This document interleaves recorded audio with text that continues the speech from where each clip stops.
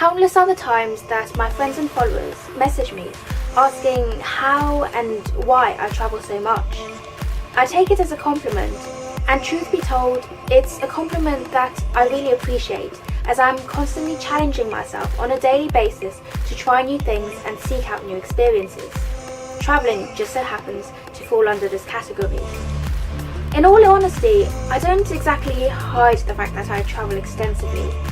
Just like the average millennial, I am always posting about my whereabouts.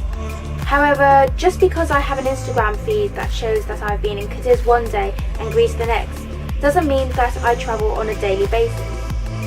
I don't do this to flex on people or to even show off to others. Instead, I do it to inspire others to travel the globe and discover what this beautiful world has to offer. Hi, I'm Melissa, and today I'm teaching you how to travel on a student's budget. There is this reputation about travelling that implies that planning a holiday takes time and money, but it doesn't necessarily have to be like that. And I wanted to share with you a little story from first year. So it was third term, midst of exams, and my boyfriend broke up with me. So it wasn't ideal timing, but that's the way things happened. So as you can imagine, I was quite stressed about it. My mind was on him rather than my upcoming exams. So my friend and I decided to get together to plan a holiday. So my final exam was in 5 days from that date, and we decided to plan the holiday in 1 week.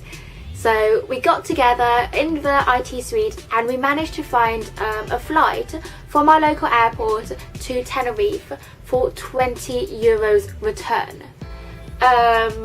So including accommodation in the end, which cost €30 each for 2 nights, 3 days. So back, quick maths, that makes 50 quid. And then all in all, I think expenses weren't that much because food was quite cheap in Tenerife. It came to about €100, let's say, for 3 days away. So if you think about it as a student, say you might be spending £30–40 on a night out, or you can do if you go crazy. Okay, so this section is completely bullshit, obviously. Like, yeah, I spend like 40 quid on a night out and I'm trying to pretend that I'm not. But yeah, anyway, so. But this is roughly 3 nights out. So if you decide, hey, instead of going on those 3 nights out and spending all my money on Jaeger bombs that I would just regret in the morning, why not save this money and then find a cheap flight and then travel a bit? So that's what we did. And so this brings me to my number 1 tip. Budget mindfully. When I say budget mindfully, I mean think about where your money is going. I personally use this app called Monzo. Now this isn't obviously not sponsored by Monzo, but there are other cards out there, like such as Revolut, I think, do a similar system. So this is an online bank, let's say, and you have your card and you have the app associated with it. And whilst other banking apps might just tell you your statement and how much you're spending, Monzo actually has a system where it shows you how much you're spending on groceries, on entertainment, and it puts out these sections for you, which personally as a student I find really helpful, just to see where my money is going. Another thing that you're able to do with it is whenever you spend, say for example, £1.50 on something, what Monzo will do if you set up this system is actually round it up to the nearest pound, so in this case £2, and put that 50p in your saving pot. Now I personally find this really useful because I don't even realise it's happening. I go crazy. But yeah, so I'll be spending my money, and then at the end of the month it'll come in to say how much I've been saving or putting away without my knowing of it. And this money can build up really quickly. I mean, it depends how you spend as well, but say if you buy something for 99p, you put 1p in the jar, and it doesn't sound a lot when I say it like that, but it really does help, and that money can go towards, for example, travelling. Okay, so my tip number 2 would actually be sign up to marketing emails. So I know we get bombarded with so many emails from, say, university or any further education college that you're from, without forgetting, say, I don't know, general marketing emails from companies that you like, and your email can get clogged up. However, I do really like getting emails, for example, from Ryanair or other travel agents, because it shows me their promotional deals that they have. And yeah, it might go to junk, but for example, I'm just using Ryanair as an example here, but Ryanair is really good with super cheap deals. And yeah, they might have a reputation for not being that great, but they do have some amazing deals. For example, £5 deals to a different country, and depending how long you stay, sometimes it's £5 back as well. So that's 10 quid on a super cheap flight. I personally love signing up to these emails, even just to look at see the possibilities of where I could possibly go. Following that, I would always recommend going for cheap hotels or cheap accommodations such as Airbnb, and always plan ahead, because even though last minute deals are really good for stuff like this, I would say plan ahead. Have your timetable to see when your reading week is, or when you have a weekend to just get away and see somewhere new. My tip number 3 would be, don't avoid roughing it. So this refers to what I was saying beforehand about always going cheap, looking for marketing emails, etc. Airbnb is the way forward for this, I'd say. But again, with Airbnb, you don't really know the standards. With a hotel, you know what you're getting. Airbnb, you're going into someone's house, so always be mindful of that. Sometimes I had to rough it when I went travelling. It's not always the luxury that I post online.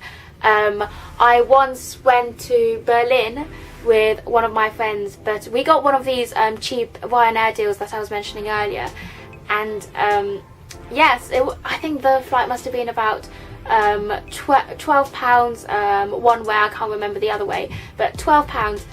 The only glitch was it was at about 8 AM and from Stansted. So all my UK followers out there will know Stansted is such an awkward airport to get to, and we were coming from Warwick, my university, so we had to go up the night before. We went to Stansted and we slept at the airport.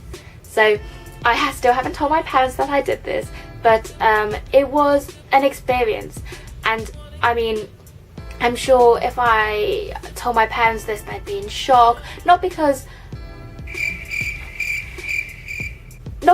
it wasn't safe, because so many people do this, but more the fact that why would you do that? Like, surely you'd want to get a hotel or something. But remember, you are a student, okay? We don't have that much money to spend on hotels or getting a taxi from Midlands to London.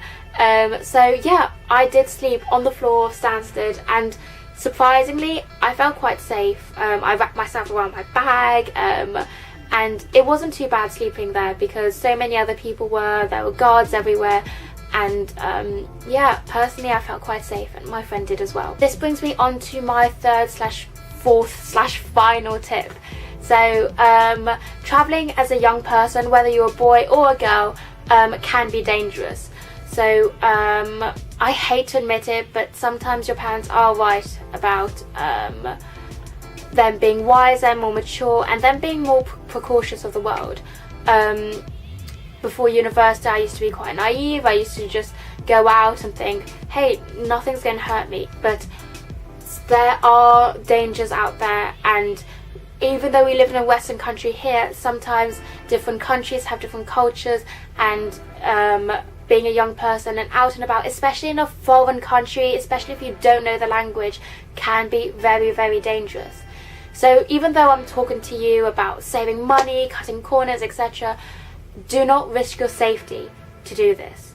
So if you're walking late at night in a foreign country, or even if you're on holiday with your friends around you, and if you don't feel safe, please spend the money on a taxi or an Uber to get home safely.